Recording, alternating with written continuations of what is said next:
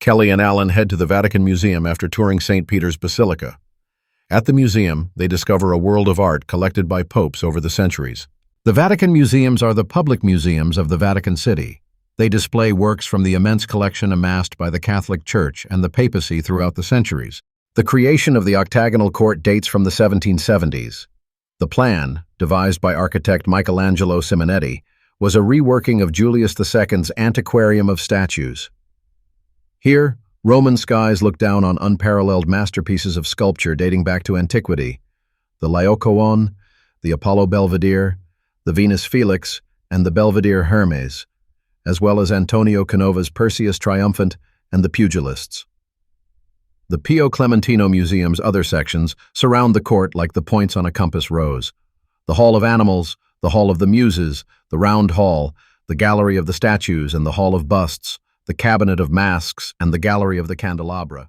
The museums contain roughly 70,000 works, of which 20,000 are on display. The Hall of Animals.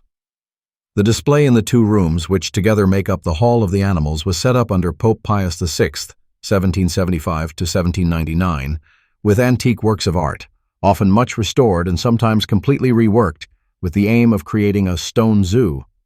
Many artists worked on the sculptures in this display during the 1700s, the most important of whom was Francesco Antonio Franzoni. For the displays were chosen works of art selected for their links with nature and the chase. In this hall it is the animals who are the protagonists and can be seen both in curious interactions between one another and also in relation to heroes and gods of the ancient world. Colored marbles were used to allude to the colors of the coat or plumage of various animals, or by contrast, to confer a particular coloristic effect on a work of art. The Hall of the Muses. This hall, opened to the public in 1784, was intended for the display of a series of sculptures which had been found in the so-called Villa of Cassius near Tivoli, and which included many statues of the Muses, an Apollo as holding the lyre, an Athena, Hermes, and portraits of famous Greek men, all dating from the time of the Emperor Hadrian. The statues were greatly modified by 18th-century restorers. Some of them did not originally depict muses and were modified in order to complete the full number of 9 personifications of the arts. The frescoes by Tommaso Conca on the vaulted ceiling represent Apollo and the muses as the inspirers of the arts. In the 1800s, the Pompeian red paint was used to cover landscapes which had previously provided backgrounds for the various statues. The Round Hall. The construction of this large hall with a hemispherical vault imitating that of the Pantheon was completed in 1779 according to a project of Michelangelo Simonetti. The centerpiece of this room is Emperor Nero's bathtub. This was taken from his great golden palace, or the Domus Aureus. The bathtub is made from a very rare and precious stone called red porphyry and has a circumference of 43 feet. Pope Julius II founded the museums in the early 16th century.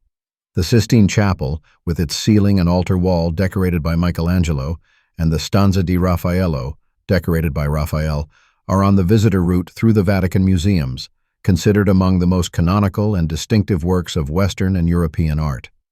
In 2024, the Vatican Museums were visited by 6.8 million people.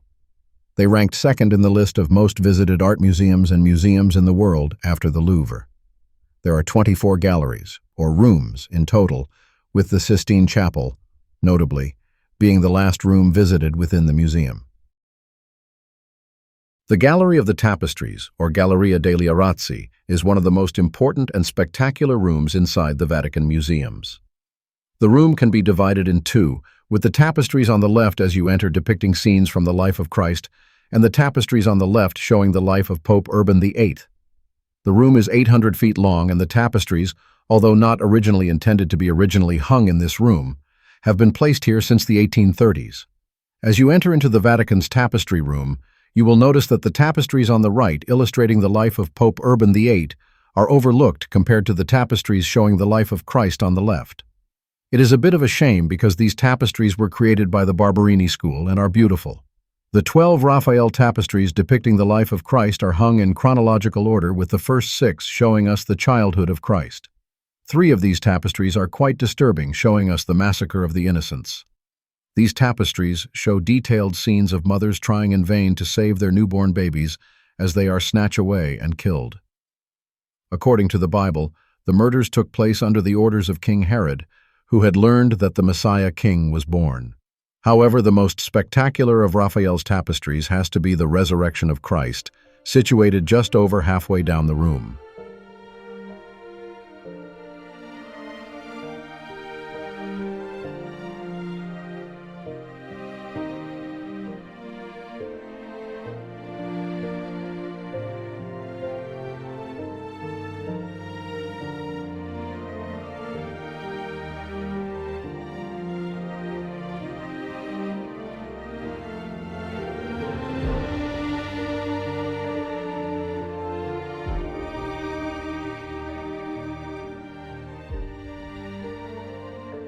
Gregory XIII, Boncompagni, a hardened and cultured counter-reform pope, commissioned the great mathematician and cosmographer Ignazio Danti, along with a team of painters led by Girolamo Muziano, to complete a truly grandiose project, documenting Italy's geography with 40 large-scale maps covering the walls of an entire room near the Sistine Chapel.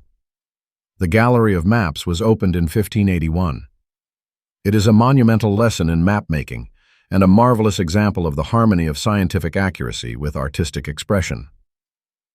The hall is 394 feet long and 20 feet wide, and its frescoed maps represent the regions of Italy, its major islands, Sicily, Sardinia, and Corsica, and the minor ones, Tremiti, Elba, Malta, and Corfu.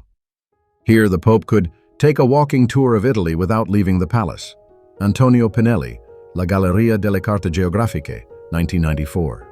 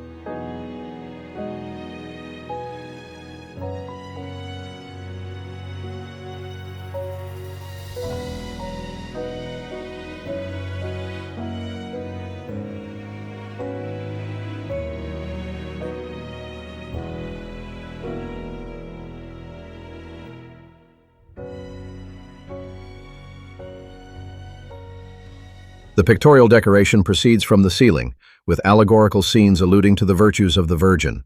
It continues along the northern wall with the homage of the continents to the Church enthroned. It continues on the west wall, devoted to the discussion of dogma in St. Peter's Basilica, and concludes on the east wall with the coronation of the image of Mary, an event following the proclamation, which took place in St. Peter's.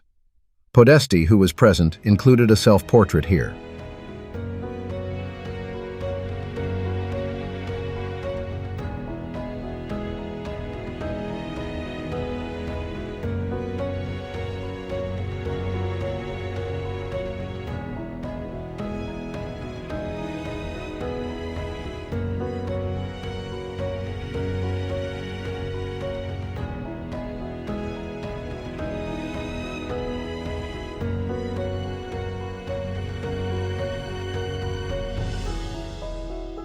The hall, that was designed to be used for receptions and official ceremonies, was decorated by the school of Raphael on the basis of drawings by the artist who died prematurely before completion of the work, 1520.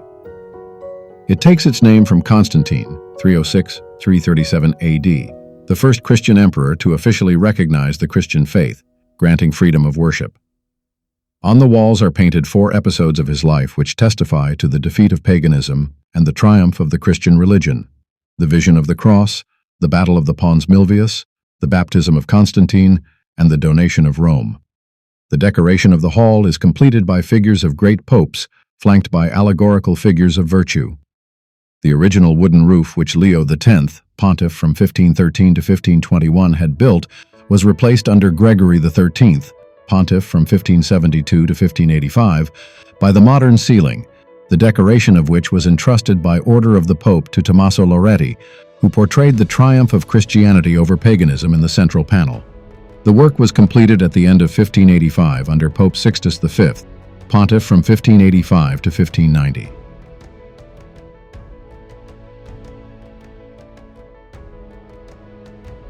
The room of the Segnatura contains Raphael's most famous frescoes. Besides being the first work executed by the great artist in the Vatican, they mark the beginning of the High Renaissance. The room takes its name from the highest court of the Holy See, the Segnatura Gratiae et Justitiae, which was presided over by the pontiff and used to meet in this room around the middle of the 16th century. Originally, the room was used by Julius II as a library and private office. The room of the Fire of the Borgo was used in the time of Julius II for the meetings of the highest court of the Holy See. The frescoes illustrate the political aspirations of Leo X through stories taken from the lives of 2 previous popes with the same name. The Sistine Chapel takes its name from Pope Sixtus IV della Rovere, who had the old Capella Magna restored between 1477 and 1480. Julius II della Rovere, nephew of Sixtus IV, decided to partly alter the decoration, entrusting the work in 1508 to Michelangelo Buonarroti, who painted the ceiling and on the upper part of the walls, the lunettes. The work was finished in October 1512, and on the Feast of All Saints, Julius II inaugurated the Sistine Chapel with a solemn Mass. The 9 central panels show the stories of Genesis, from the creation to the fall of man, to the flood, and the subsequent rebirth of mankind with the family of Noah.